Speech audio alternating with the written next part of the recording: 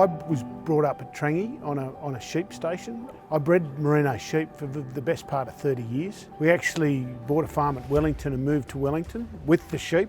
I'd always had an interest in racing and whatnot, and we pinhooked 2 horses one year, a Dane Win and a Testarossa, the first year Testarossa.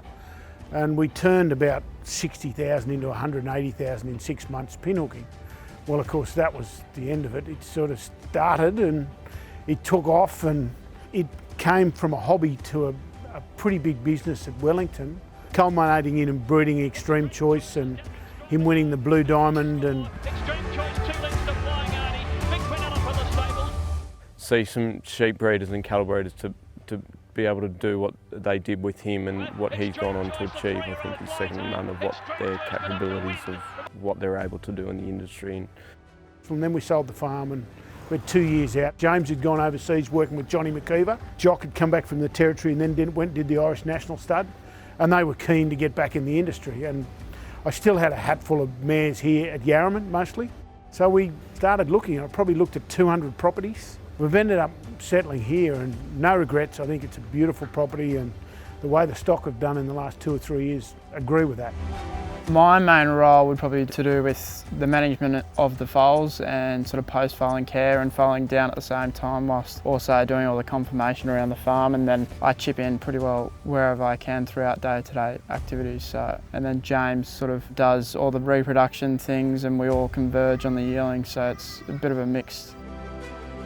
last year's result was huge for us. They were sort of the main crop that we'd actually bred here first. So to actually sort of, I know we sold a draft a year before that, but actually probably sell that with our main crop was very rewarding and shows that we're sort of on the right track. So, but the main thing is just to keep getting better and better each year as it comes at the same time.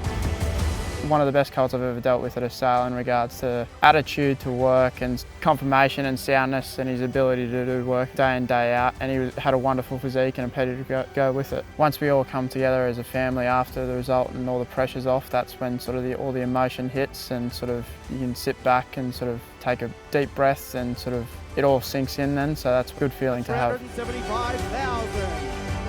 I've been working really hard sort of recruiting the new broodmare band with Dad and bringing in new techniques into it, sort of buying mares not only publicly but privately as well. We've got a really nice broodmare herd at the minute. A couple of them are still our homebreds. This is I'm Excited, a filly that we bred. We bought her mother. She's gone on to be Group 1 winner, which was a huge thrill when she actually won the Group race. Bell River, who we've got just here, we bought her and put her straight in foal to Extreme Choice, and she's back in foal to Extreme Choice.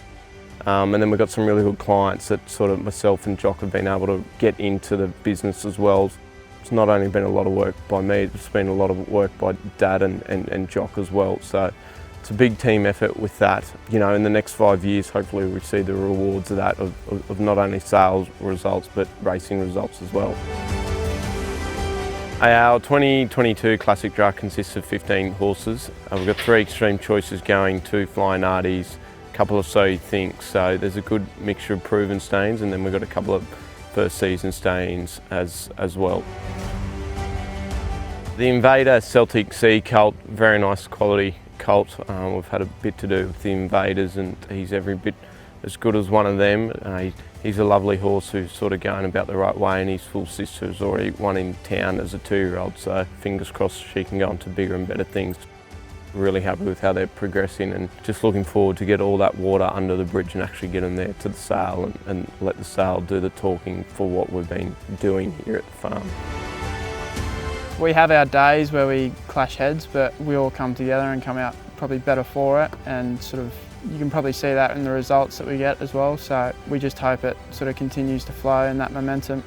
So we're under the guidance of Mum and Dad, which we greatly appreciate, and it's a good stepping stone for us, and we wouldn't be able to do it without them, and I think it's reciprocated that way as well with them, so we're just grateful to have the opportunity and very excited for the future coming forward. It's a privilege. Like it really, your kids, they went away to boarding school and you miss that part of their life they grow up. So to actually be involved with your kids and see them grow and mature and develop a business and be part of it is a privilege, because most parents, their kids get to 18, 20 and they're gone.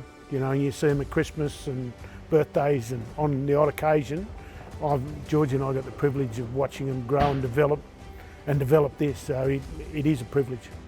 I think Bell River Thoroughbred represents a family farm. Not only were my parents breeders, their grandparents were breeders as well, so we've sort of got that generation of breeding livestock, and we've got that knowledge of years of growing up on the land, breeding livestock day in, day out. And in terms of where we're going forward, I think this is only sort of the beginning. We've sort of have got our own goals down the track. We'll just take it day by day and year by year, but to rely on our 4th, 5th generation breeding, because at the end of the day we're breeding livestock, so if we can keep doing that with a bigger system down the track, that is sort of what our plans going forward are.